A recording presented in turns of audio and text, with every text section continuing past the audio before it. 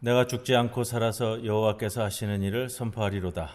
여호와께서 나를 심히 경책하셨어도 죽음에는 넘기지 아니하셨도다. 내게 의의 문들을 열지어다. 내가 그리로 들어가서 여호와께 감사하리로다. 영원 무궁토록 영광을 받으실 주님, 부활의 감격 속에서 지난 한 주간을 보내게 하시고 오늘 거룩한 주일에 다시 한번 예배의 자리로 불러주시니 감사드리옵니다. 죽음을 이기시고 부활하신 주님, 친히 이 시간 함께 하시사 저희들이 드리는 예배를 받아 주옵소서. 부활하신 후에 제자들을 만나 주시고 의심하는 도마에게도 보이셨듯이 오늘 이 시간 우리 모두에게도 부활하신 주님의 귀한 모습을 보여주시옵소서. 예배하는 이 시간 부활의 주님을 배울 때에 우리 안에 걱정과 근심과 의심이 사라지게 하여 주시옵소서. 예수님의 이름으로 기도드리옵나이다. 아멘.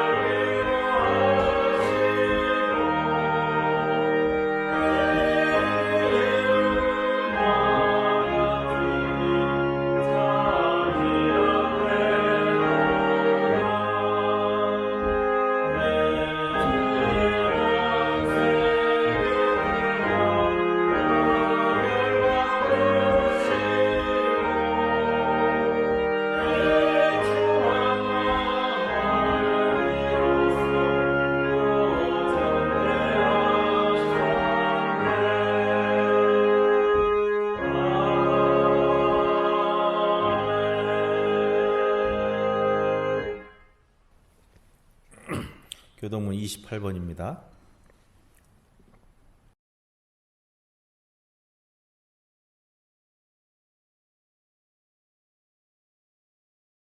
하나님이여, 주는 나의 하나님이시라. 내가 간절히 주를 찾되 우리 어서 마르고 해안 땅에서 내 영혼이 주를 갈망하며 내 육체가 주를 앙모하나이다.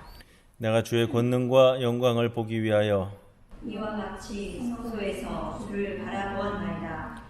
주의 인자하심이 생명보다 나음으로 내 입술이 주를 찬양할 것이다. 이러므로 나의 평생에 주를 송축하며 주의 이름으로 말미암아 나의 손을 들리이다. 골수와 기름진 것을 먹음과 같이 나의 영혼이 만족할 것이다. 나의 입이 기쁜 입술로 주를 찬송하되 내가 나의 침상에서 주를 기억하며 새벽에 주의 말씀을 작은 소리로 졸릴 때에 하오리니 주는 나의 도움이 되셨습니다. 내가 주의 나에게 주님에서 즐겁게 부르리이다. 아멘.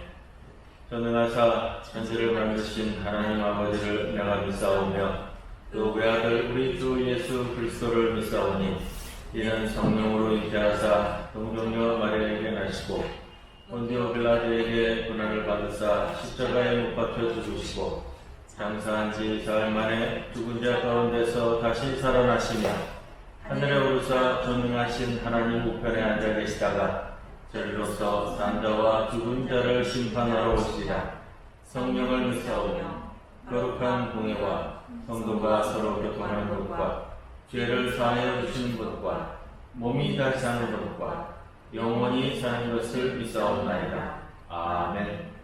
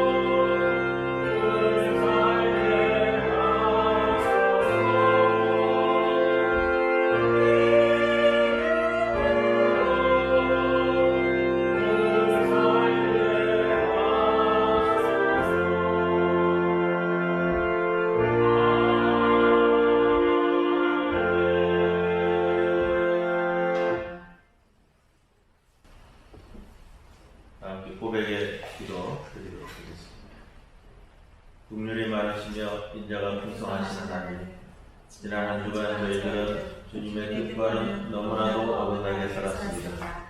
주님은 우리에게 내가 거룩한 것과 같이 너희도 거룩하라 명령하셨지만 저희들은 죄악 가운데 거하며 속되게 살았습니다. 주님은 우리에게 생명으로 인도하는 좁은 문으로 들어가기를 힘쓰라 하셨건만 저희들은 멸망으로 이어진 넓은 문을 좋아했습니다. 경건한 생활을 포기한 채 먹고 마시며 육신의 쾌락을 추구하며 살았습니다. 주님, 가슴을 두드리며 이 모든 죄를 고백하오니 용서해 주옵소서. 우리에게 승리를 주시기 위해 부활하신 예수님의 이름으로 기도합니다. 아멘.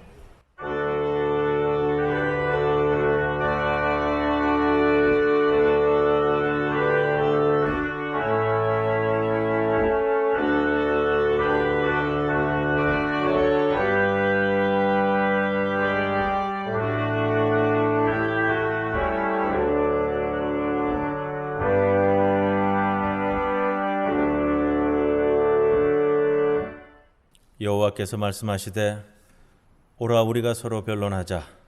너희의 죄가 주홍 같을지라도 눈과 같이 휘어질 것이요 진홍같이 붉을지라도 양털같이 희게 되리라. 이사야 1장 18절 말씀입니다. 아멘. 오늘의 시편 150편 1절에서 6절 말씀입니다.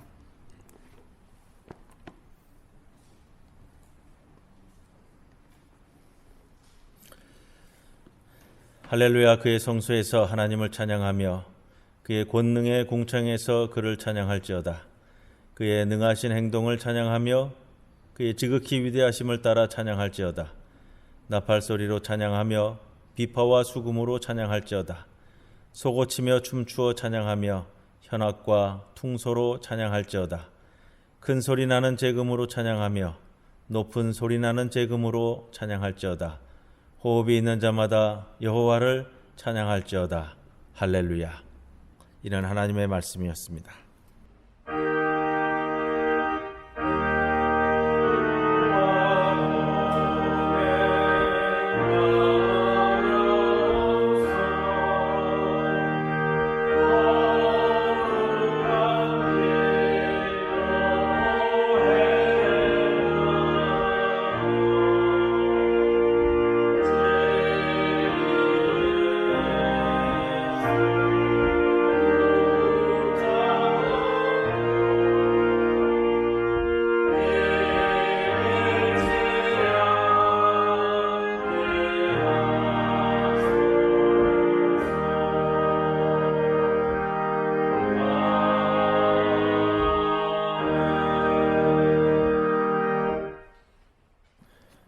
오늘 우리들에게 주시는 하나님의 말씀 누가복음 24장 28절에서 35절 말씀입니다.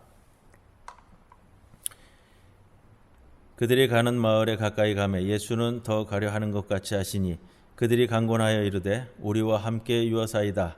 때가 저물어 가고 날이 이미 기울었나이다 하니 이에 그들과 함께 유하러 들어가시니라. 그들과 함께 음식 잡수실 때에 떡을 가지사 축사하시고 떼어 그들에게 주시니 그들의 눈이 밝아져 그인 줄 알아보더니 예수는 그들에게 보이지 아니하시는지라. 그들이 서로 말하되 길에서 우리에게 말씀하시고 우리에게 성경을 풀어주실 때에 우리 속에서 마음이 뜨겁지 아니하더냐 하고 곧 그때로 일어나 예루살렘에 돌아가 보니 11 제자 및 그들과 함께한 자들이 모여 있어 말하기를 주께서 과연 살아나시고 시몬에게 보이셨다 하는지라. 두 사람도 길에서 된 일과 예수께서 떡을 떼심으로 자기들에게 알려주신 것을 말하노라. 이 말씀 가운데 성령께서 함께 하시기를 기원합니다.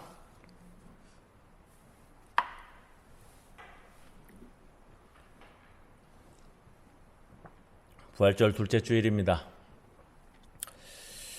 부활하신 예수님을 만난 제자들의 반응이 어땠을까요?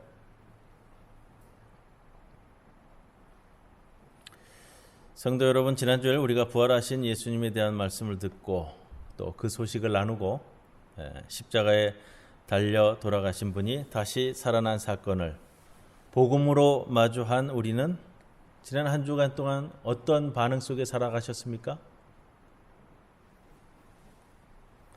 부활하신 주님을 만나셨어요? 일으켜진 예수님의 부활을 우리의 삶 가운데 담으셨어요? 그렇다면 뭔가 여러분 삶에 한 주간 좀 달라진 게 있습니까? 부활을 맞이하셨잖아요. 마태복음 28장 16절, 마태복음 마지막 장입니다. 28장이 20절로 맞춰지는데 16절에 보면 이렇게 표현합니다. 11 제자가 갈릴리에 가서 예수께서 지시하시는 산에 이르러 예수를 배웁고 경배하나 아직도 의심하는 사람들이 있더라. 부활하신 예수님을 마주해도 의심하는 사람은 의심하는 거예요. 우리도 마찬가지 아닐까요? 평생을 교회 출석해도 말씀을 들어도 안 받아들이고 말씀대로 안 사는 사람은 평생 그렇게 사는 거예요. 마가복음의 마지막 장면은 이렇습니다. 16장인데 14절에서 20절로 해서 이제 맞춰지게 되는 14절에 이렇게 표현합니다. 그 후에 11 제자가 먹을 때에 예수께서 그들에게 나타나사 그들의 믿음 없는 것과 마음이 완악한 것을 꾸짖으시니. 왜 꾸짖으셨어요?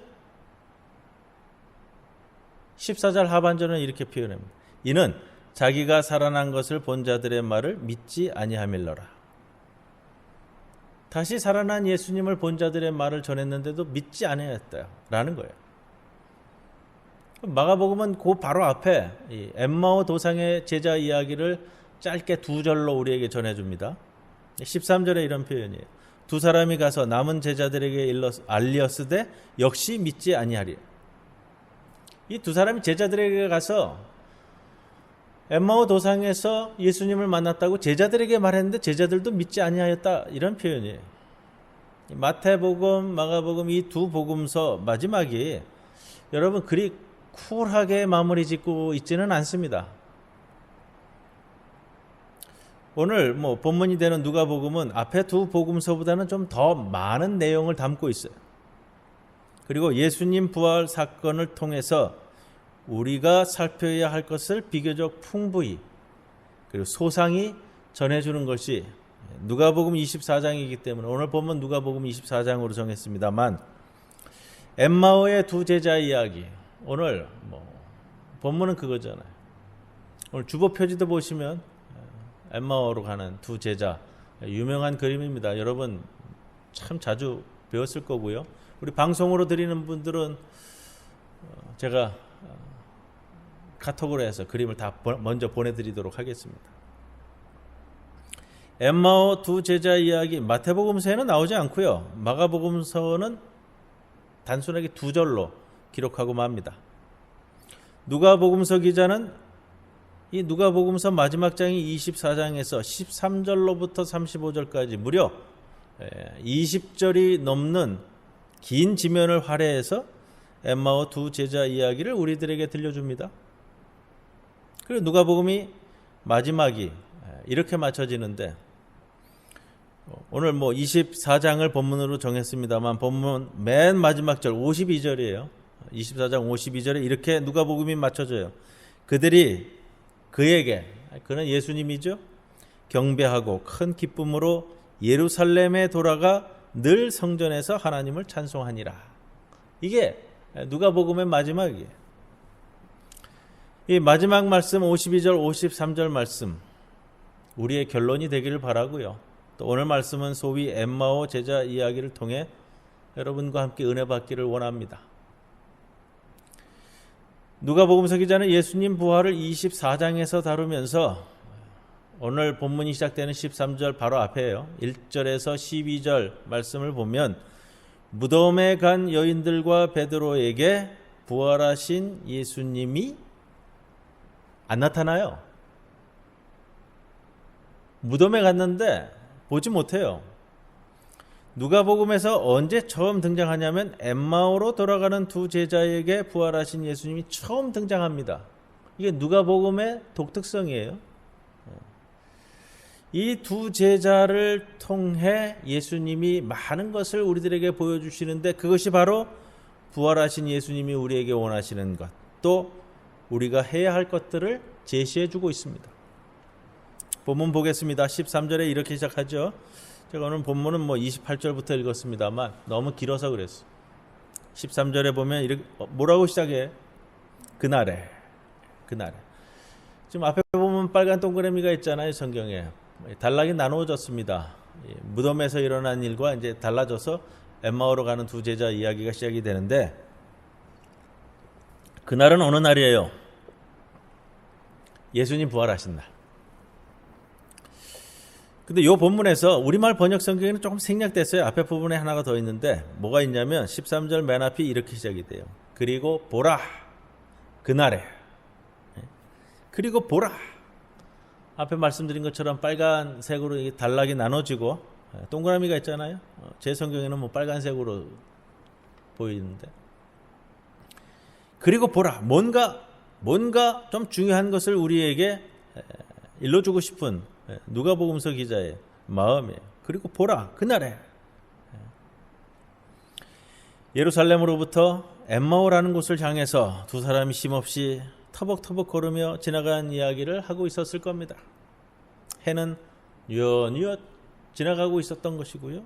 다가오는 어둠만큼이나 이 둘의 마음도 어두웠을 겁니다. 그래서 성서는 17절에 슬픈 빛을 띠고 이렇게 표현합니다. 침통한 표정이라는 거죠. 이들은 예수님이 십자가 처형을 당하기 전까지 예수님을 따라다니던 제자들 중에 두 사람이었습니다. 예수님이 죽기 전까지 그들은 엄청난 희망 속에서 살아왔습니다. 귀신을 내쫓고 병을 고치시는 주님과 함께하면서 이제 이 세상이 곧 바뀔 것이다.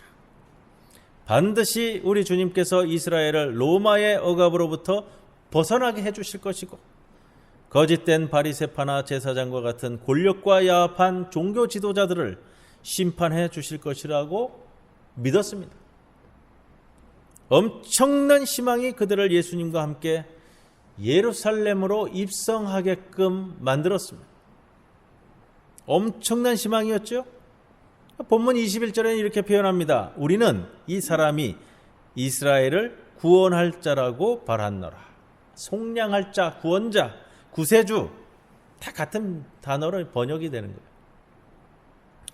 그런데 이 표현은요, 이 정치적, 군사적, 경제적인 구원자를 일컫는 의미예요. 또 소원한 것이 제자들의 소원이 그랬고요. 그런데 예수님은 십자가 처형을 당하게 됩니다. 이스라엘을 구원할 것이라는 꿈, 이제 가난에서 벗어나게 될 것이라는 꿈, 어쩌면 높은 자리에서 호의호식하게 될 것이라는 그런 꿈도 모두 다 사라져 버렸습니다. 그 허탈한 표현을 이렇게 표현합니다. 이뿐 아니라 그가 죽은 지 사흘이나 되었도다. 십자가에서 죽은 지 사흘이나 되었어. 예수님을 만난 제자들은 예수께서 예루살렘을 정복하게 되면 높은 자리 하나 차지할 것이라는 가슴 부푼 생각도 있었습니다. 이러한 벅찬 희망 속에서 예수를 3년이나 따라왔습니다. 그런데 이제는 목숨이나 겨부지해야 되고, 돌아갈 곳은 본래의 절망적인 곳, 가난한 곳, 원래 그 비천한 자리, 집으로 돌아가야만 하는 신세. 어부는 어부의 자리로, 농부는 농부의 자리로. 엠마오 도상의 두 제자 역시 체념한 채로 집으로 내려가고 있었을 겁니다. 한번 상상을 해봅니다. 이 두 사람이 어떤 관계였을까요? 동네 사람이었을까요? 친구지간이었을까요? 어떤 관계였을까요? 성서학자들에 의하면 이 두 사람은 부부 사이였을 거라고 얘기해요. 이름이 나오잖아요. 글로바라. 글로바. 관습적인 표현이라고 그래요. 두 사람을 표현할 때 만약에 동료나 친구나 이랬으면은 아무도 이름을 안 적거나 두 사람 다 적었거나 부자지간이라 하더라도 그렇게 표현했을 거라는 거예요.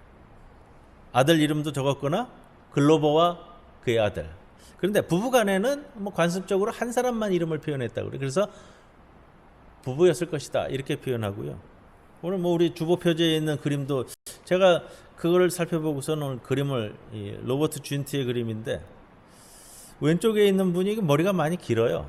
그래서 여자같이 보이기도 하는데 옷차림을 보면 또 남자 같기도 하고요. 뭐 여러분들의 상상에 맡겨봅니다. 이제 우리 먹고 살 일이나 걱정하자. 절망의 길을 갈 때 15절 예수께서 가까이 이르러 그들과 동행하시니 예수께서 그들과 함께 걸으셨다. 이제 우리가 좀 중요하게 오늘 본문을 봐야 할 부분들을 체크하게 됩니다.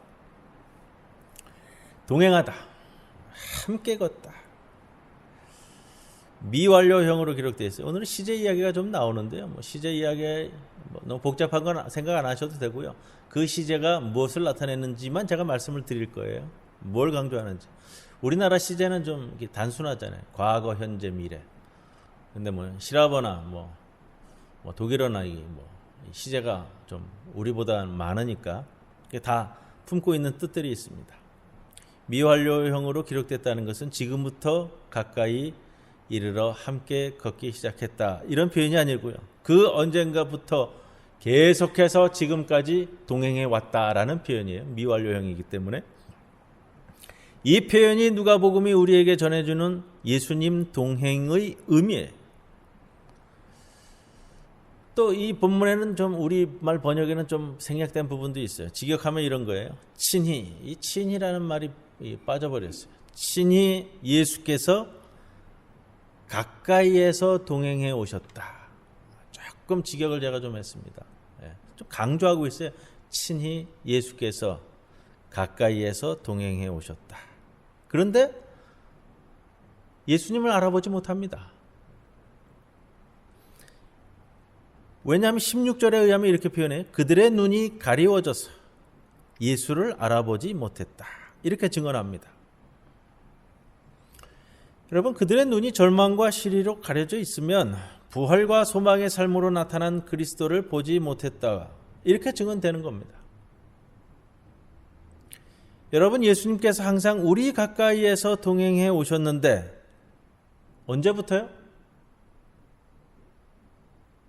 그 언젠가부터. 미완료형이기 때문에 우리가 이 땅에 태어나기도 전부터 동행해 오셨는데 우리의 눈이 가리워져 있으면 절망으로 욕심으로 기타 모든 더러운 것들로 가리워져 있으면 주님을 보지 못하는 거예요. 깨닫지 못한다는 거예요.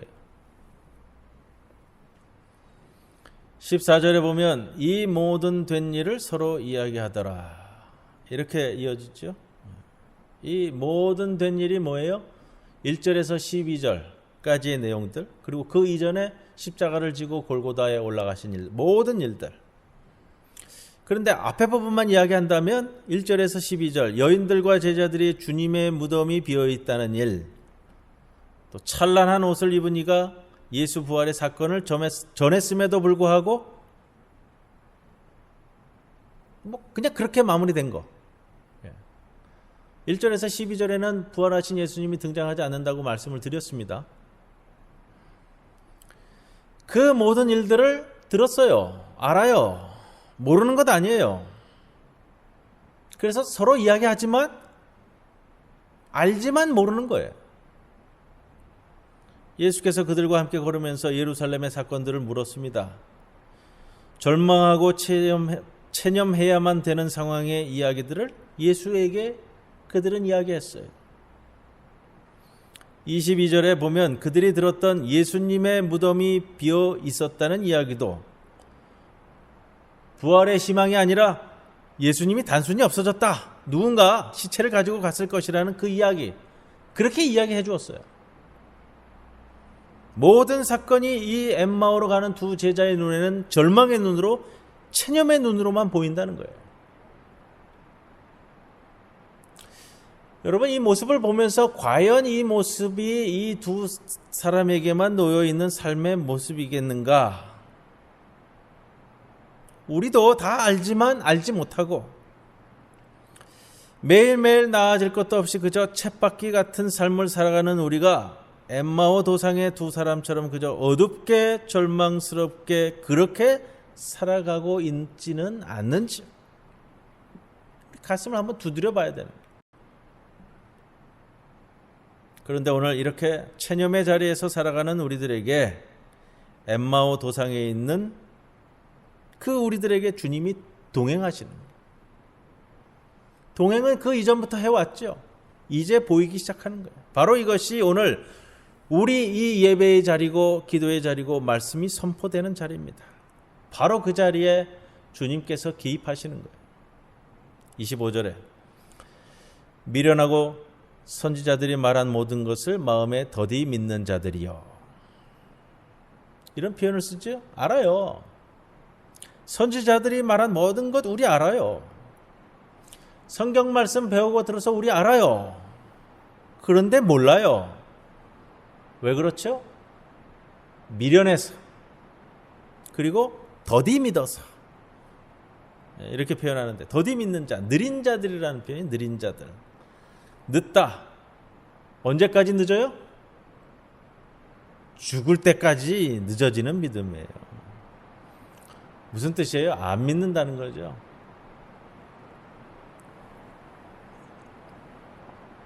이 모습이 바로 우리라는 거예요. 다 들었어요. 다 알아요. 성경 말씀 다 봤어요. 그런데 안 믿어요. 그래서 할 수 없잖아. 27절에 주님께서 다시금 처음부터 차근차근 가르쳐 주시는 거예요. 그것이 우리가 늘 말씀을 가까이 하고 묵상하는 차원이 되는 겁니다. 27절에 주님께서 모든 성경에 쓴 바 자기에 관한 것을 자세히 설명하시니라. 늘 말씀을 가까이 하고 묵상할 때 이루어지는 모습을 이제 어떻게 표현하냐면요. 32절 말씀이에요. 길에서 우리에게 말씀하시고 우리에게 성경을 풀어주실 때에 우리 속에서 마음이 뜨겁지 아니하더냐. 자, 이제 주의 말씀을 듣던 제자들이 다 도착했어요. 예루살렘에서 출발해서 엠마오까지 13절에 보면은 우리 성경에 25리 이렇게 이야기합니다. 원어적인 표현을 따져보면은 25리 정도가 맞아요. 한 11km 정도 얘기하더라고요. 자, 뭐 11km면 한 3시간 바삐 걸었어요. 단어적인 표현으로는 어디에 도착했냐? 집에 도착한 것으로 이야기되어지는 겁니다. 주님은 더 나아가시려고 하는데 오늘 중요한 표현은 29절에 있어요. 강권하여 이르되 우리와 함께 유하사이다. 강권하다. 상대방의 의사와는 아랑곳하지 않을 정도로 간절하고 절박하게 붙드는 거. 시제는 중간태인데 이 중간태라는 시제는 뭐냐면 자기를 위해서 붙드는 거예요. 조금 의역을 해서 다시 표현하면요. 자기를 위해서 예수님이 묻고 가기를 강권하는 거.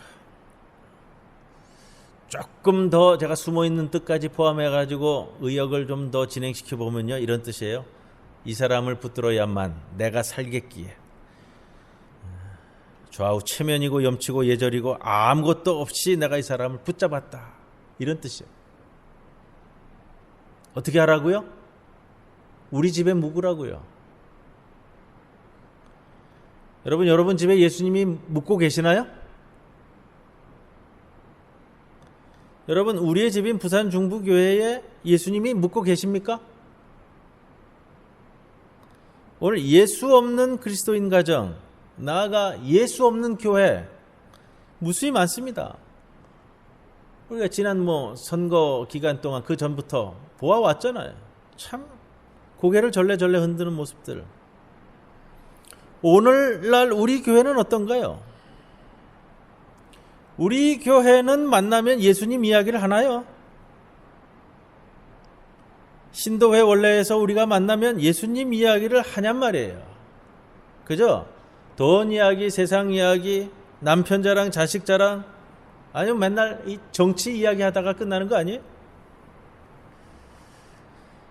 우리가 그렇게 교회는 열심히 다니고 있는데 우리 가정엔 웬 문제가 그렇게 많은 거예요? 간단합니다. 우리 가운데, 우리 집에는 예수님이 묵고 있지는 않기 때문은 아닐까?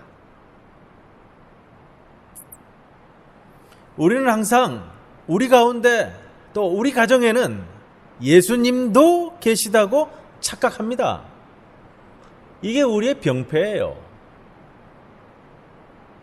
우리 부산 중부교회는 예수님께서 유하시나요? 몇 달 몇 년을 보지 않아 먼지만 그득 쌓여 있는 우리 가정의 성경책이 장식품처럼 놓여 있는 여러분 가정에 예수님이 유하시고 계시냔 말이에요. 오늘 이 예배에 예수님께서 함께 계시는 것 같냔 말입니다. 엠마오 제자들의 간청을 잘 보세요. 그들이 강건하여 이르되 우리와 함께 유하십시오. 여러분, 이 유하다라는 단어가 단순히 하룻밤 묵는 것을 나타내는 단어의 차원을 넘어서는 표현이에요. 머무르다 이런 뜻도 있지만 일반적인 뜻은 뭐냐면요, 살다, 남아있다, 계시다 이런 뜻이에요. 제가 지난 주간에 이 단어를 가지고 신약성경에 나오는 이 단어를 다 찾아봤어요. 오늘 우리가 아는 것처럼 유아사이다, 그러니까 하룻밤 머물고 가십시오 이렇게 번역된 것은 여기 한 군데밖에 없고요. 예를 들어서 이런 거예요. 고린도전서 13장 13절 사랑장이죠. 그런즉 믿음, 소망, 사랑은 항상 있을 것인데 할 때 항상 있다 할 때 같은 단어를 쓰더라고요. 그들이 강권하여 이르되 우리와 함께 삽시다 이런 뜻이에요. 제자들의 강권은 우리와 함께 계셔야 한다고 강권하는 거예요. 주님의 반응은요, 29절 하반절에 그들과 함께 살러 들어가시니라 이렇게 표현되는 거예요. 이제 동행 차원이 아니라 함께 사는 것, 주님이 우리와 함께 사는 거예요. 시제는 부정과거형이라 그러는데 독특한 표현이에요. 이 고대 시라버에만 나오는 표현인데 강조형이에요. 주님이 반드시 꼭 우리와 함께 사는 것.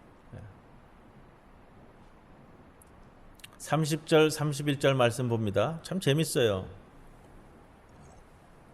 그들과 함께 잡수실 때에 떡을 가지사 축사하시고 떼어 그들에게 주시니 그들의 눈이 밝아져 그인 줄 알아보더니 예수는 그들에게 보이지 않았다. 이 무슨 말이에요?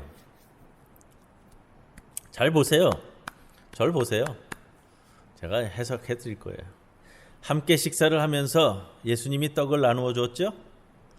떡을 떼어 나누어 주니까 그들의 눈이 밝아졌대요. 눈이 밝아지니까 그때 예수님을 알아보았어요. 예수님을 알아보았는데 예수님이 보이지 않았대요. 이게 무슨 말이에요? 다시 말씀드릴까요? 식사하러 들어갔어요. 예수님이 떡을 떼어 주었어요. 떡을 떼어 주니까 제자들의 눈이 밝아졌어요. 눈이 밝아져서 예수님을 보게 됐어요. 알아봤다. 근데 예수님을 알아봤는데 예수님이 보이지 않았다. 이렇게 기록하고 있어요. 무슨 말이에요?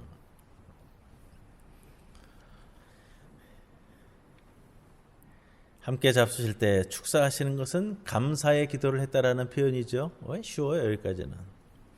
떡을 떼어주시는 것, 언제 나오는 장면이에요? 마지막 만찬. 우리 성만찬 때 이 단어를, 이 구절을 많이 인용해 쓰잖아요.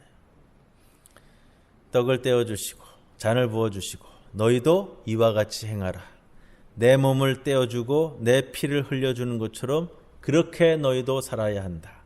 이것을 기억하고 이 삶대로 살아라.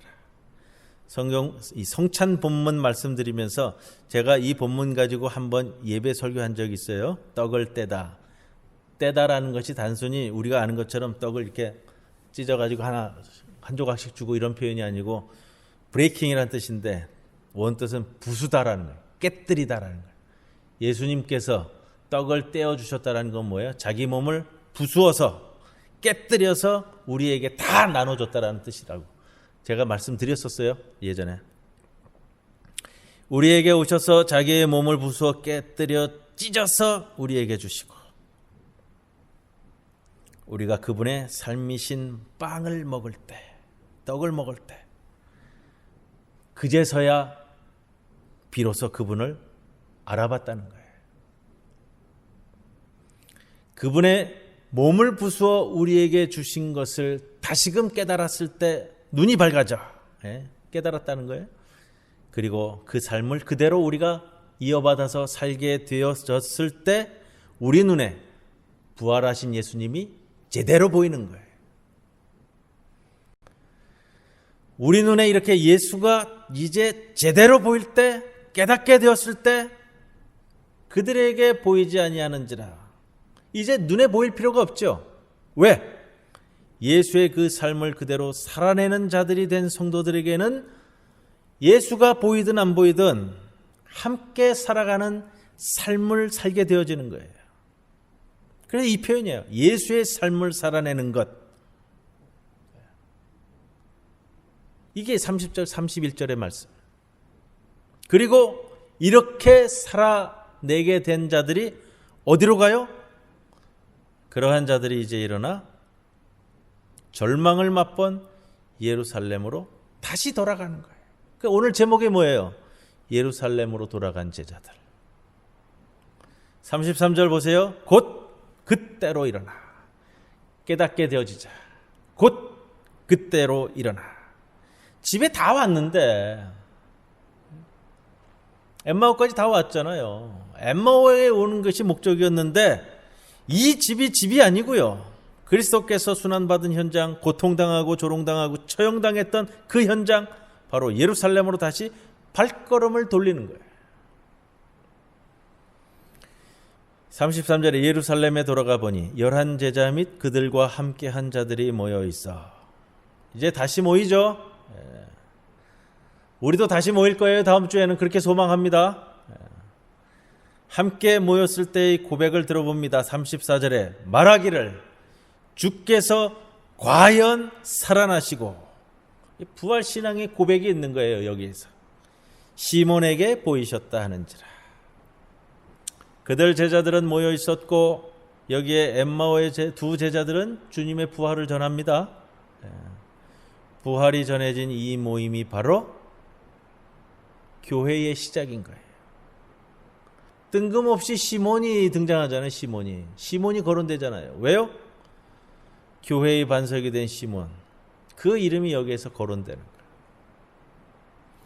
이 엠마오 도상의 사건 직후 11 제자와 그들과 함께 하던 사람들이 모여 주님 그분의 부활을 확실히 믿기 시작했고, 이것이 결정적으로 교회의 출발이 되는 겁니다. 교회는 우리가 그분과 만나 그분의 삶을 함께 살아가는 겁니다. 그분의 살이신 떡을 먹음으로 그분의 삶, 죽어도 다시 사는 부활의 삶을 사는 곳이 바로 교회입니다. 35절에 이렇게 표현하죠. 두 사람도 길에서 된 일과, 꼭 기억하셔야 돼요. 예수께서 떡을 떼심으로 자기들에게 알려주신 것을 말하더라. 예수께서 떡을 떼심으로 자기들에게 알려주신 것. 여러분, 신앙은 그분과의 만남이에요. 그분이 나눠주신 그 떡을 받아 먹음으로써 그대로의 삶을 살아가는 거예요.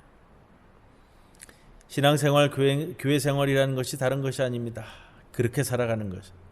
죽음을 죽이고 절망을 절망시켜버린 그분을 만나는 겁니다. 여기에 부활신앙이 있는 겁니다. 그래서 엠마오 도상의 제자들이 다시 예루살렘으로 돌아가는 거예요. 삶의 한복판으로 다시금 뛰어드는 것이고요. 그리고 절망의 세상을 이겨내는 것, 소망의 세상을 가꾸어가는 것입니다. 53절에 다시 와서요. 그들이 다시 모일 때 늘 성전에서 찬송했습니다.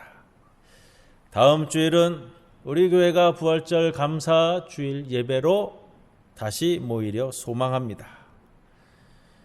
52절에 성도들이 예수께 경배하고 큰 기쁨으로 예루살렘으로 돌아가 늘 성전에서 하나님을 찬송합니다. 이 소망이 여러분 돌아오는 주일 우리의 소망이 되기를 바라면서 오늘 부활절 둘째 주일 이 아침 주님을 만나 죽어도 기어이 사는 삶으로 부활하기를 주님의 이름으로 간절히 축원을 드립니다. 아멘. 고마우신 아버지 하나님, 벌써 부활절 둘째 주일을 맞습니다. 엠마오로 돌아가는 절망의 제자들에게 첫 부활의 모습을 드러내셨습니다. 우리에게도 부활의 모습으로 동행하시고 떡을 떼어 주시옵소서. 이를 통해 우리 또한 부활신앙의 고백을 나타내며 그 고백의 삶을 살아내는 주의 백성들 되게 하여 주시옵소서. 예수님의 이름으로 기도드리옵나이다. 아멘.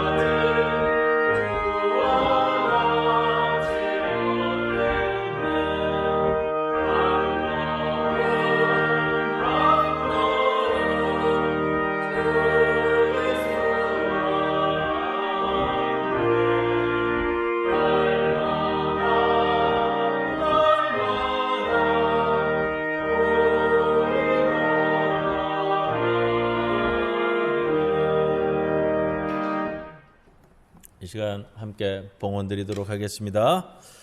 기도하겠습니다. 주여 아버지 봉헌합니다. 기뻐 받아주시옵소서.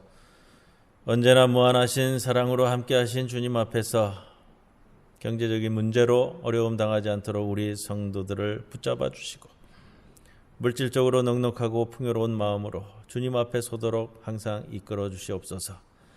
이 예물과 함께 올리는 우리의 몸과 영혼도 받으시사 주의 몸된 백성으로서 정결한 삶이 되도록 이끌어 주옵소서. 예수님의 이름으로 기도드리옵나이다. 아멘. 함께 평화의 인사 나누겠습니다. 주님의 평안을 빕니다. 주님의 평안을 빕니다. 광고는 주보 참고해 주시기 바랍니다. 오늘 또 방송 예배로 드리고요.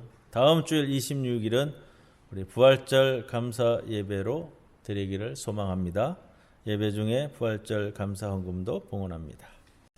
당분간 오후 예배, 수요 예배, 공동 식사 등 교회 내 집회 및 소모임은 당분간 모이지 않습니다. 재개할 때 다시 광고 드리도록 하겠습니다.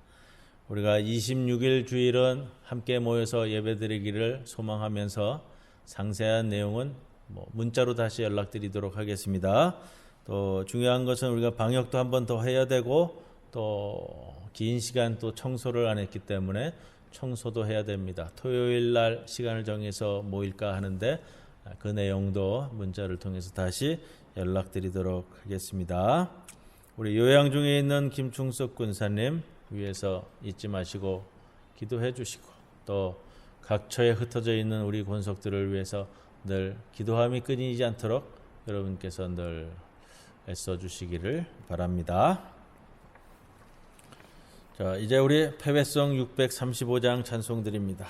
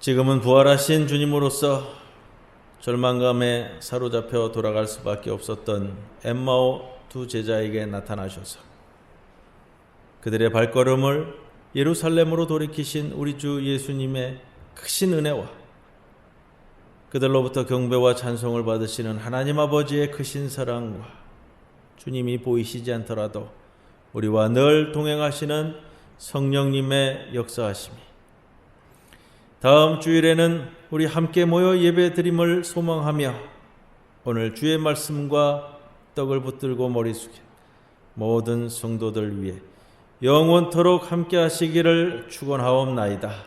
아멘.